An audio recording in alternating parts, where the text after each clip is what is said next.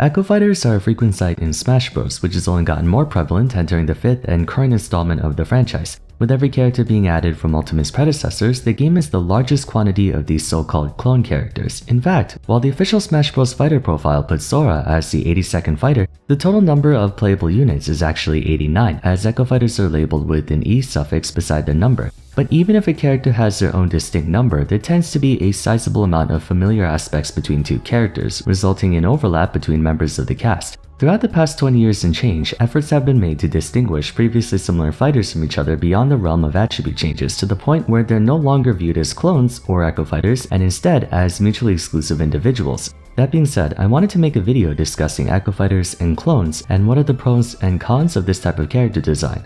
To start, let's establish the two categories I'll be referencing throughout the video. First, we have the actual clones, officially recognized by the game via their Echo designation. These characters have virtually identical kits with only one or two things contrasting between the two, or sometimes none at all. You could basically call them a reskin. Said category consists of Marth and Lucina, Peach and Daisy, Roy and Chrom, Simon and Richter, Pit and Dark Pit, Samus and Dark Samus, and Ryu and Ken. Although for those two, I'd argue the differences between them are more than enough to justify them as separate fighters. For the time being, however, that will be the first group. The second group is the lookalikes, comprising members with similar attributes and/or movesets from both the past and present. This includes Vox and Falco, who might have a lot more distinct playstyles now, but still resemble each other in terms of attacks and properties, even more so back in the days of Melee. There's also the likes of Pikachu and Pichu, Link, Young Link and Toon Link, Captain Falcon and Ganondorf, Villager and Isabelle, Mario and Dr. Mario, and Ness and Lucas. Suffice to say, Smash has a lot of familiar characters. No doubt at one point or another you've heard the meme about how there are too many Fire Emblem characters or how half the roster is just clones of each other.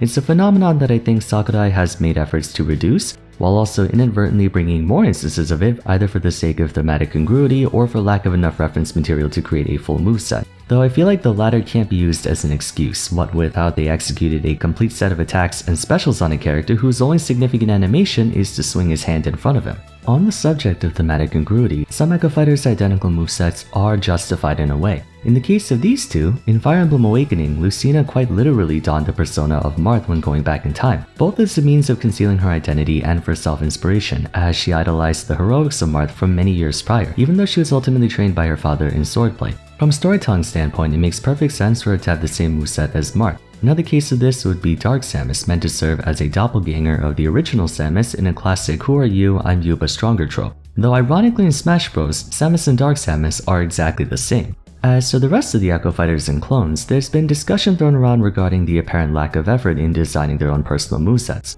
While Dark Pit was originally conceived as a reflective counterpart to Pit, Kid Icarus Uprising is a game touted for its clever use of different weapons and abilities, not unlike how Sakurai's other series, Kirby, revolves around acquiring different powers to use in combat. There's not only a plethora of source material to draw inspiration from, but also a legitimate incentive to do so as a means of illustrating what the character's game of origin is all about. A huge degree of thought is put into emulating a fighter's core gameplay aspects from their home series into Smash. When designing Steve, Sakurai could have simply made him a sword fighter by giving him an armor and a sword. Instead, he and his team invented ways for other blocks or tools in the Minecraft world to be used as weapons. Stuff like flint and steel, lava bucket, magma block, anvil, minecart, pistons, etc. Even the very blocks themselves, while a source of frustration for many, accurately depict how Steve can extend his aerial mobility by placing a block underneath him, just like how players can tower vertically in Minecraft. For the likes of Dark Pit, entirely separate movesets could have been designed, or at the very least, they could have had different specials. Even for clones like Dark Samus, they could have done something to showcase what makes it supposedly better than regular Samus. Of course, this entails an altogether different discussion. I could go on forever about redesigning characters, but for the time being, let's focus purely on the gameplay portion of things. As stated earlier, Echo Fighters and clones have largely the same movesets, with only minute or a few major differences between the two that may or may not influence their gameplay. For those with actual differences, they usually focus on a specific playstyle or theme to set each other apart. Marth and Lucina have the same fundamental moveset, with the only difference being that Marth's attacks are significantly more powerful when striking his opponent with the far end of the sword, at the cost of being weaker if he lands to hit anywhere else on the blade. Meanwhile, Lucina's attacks have the same power all throughout. The same applies to Roy and Chrom, with the original having fluctuating power based on where you land the hit, and the Echo having consistent strength. Although in their case, Chrom has an entirely different up special, which, unfortunately for him, has the added consequence of making him significantly worse than his counterpart in viability. These differences are relatively small though. A more noticeable contrast between Echoes would be that of Ryu and Ken, who have pragmatically the same strength, close quarters combat, but approach them in different ways. Ryu aims to punish careless aggression using Hadouken for zone control and waiting for his opponent to approach recklessly so he can go for a hard punish. Meanwhile, Ken opts for heavy combos and racking of damage.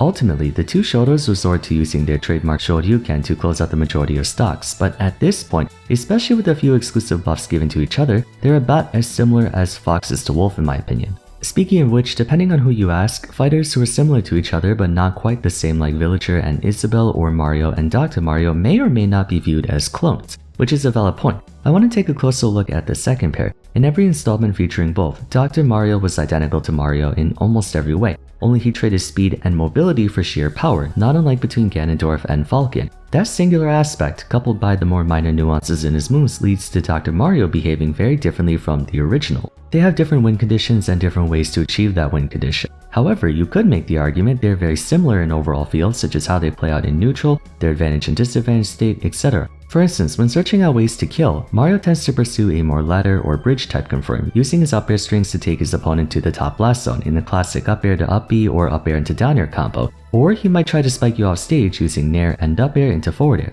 Meanwhile, Dr. Mario has stuff like down throw up B or down throw into down B for a more straightforward yet equally devastating 1-2 combo, mostly because the increased damage output of Dr. Mario limits his combo game since the more damage you do the farther you launch your opponent, and is also a big reason why hard hitters ironically have worse DPS than combo characters despite doing more damage in a single blow. Roughly half of them are divided based on attributes, one is the balance of stats, the other has more power type deal. The other half retains the same overall normal moveset with differences in specials or vice versa. The intent behind this is to posit coverage for players. Normally, when you're given a wide selection of something, is to cater to specific tastes. For example, a candy I used to enjoy a lot as a child was Jolly Ranchers, which have 5 main flavors: apple, grape, cherry, watermelon, and blue raspberry. They're all the same in texture, but it comes down to what flavor you have a preference for. A parallel can be made for Echo Fighters and lookalikes. You might have a penchant for the kind of tactical rushdown aggression that Fox has, but find the all-or-nothing approach to be a bit jarring, so you can opt for either Falco or Wolf, who still have a similar range of specials, but different applications in terms of their normals.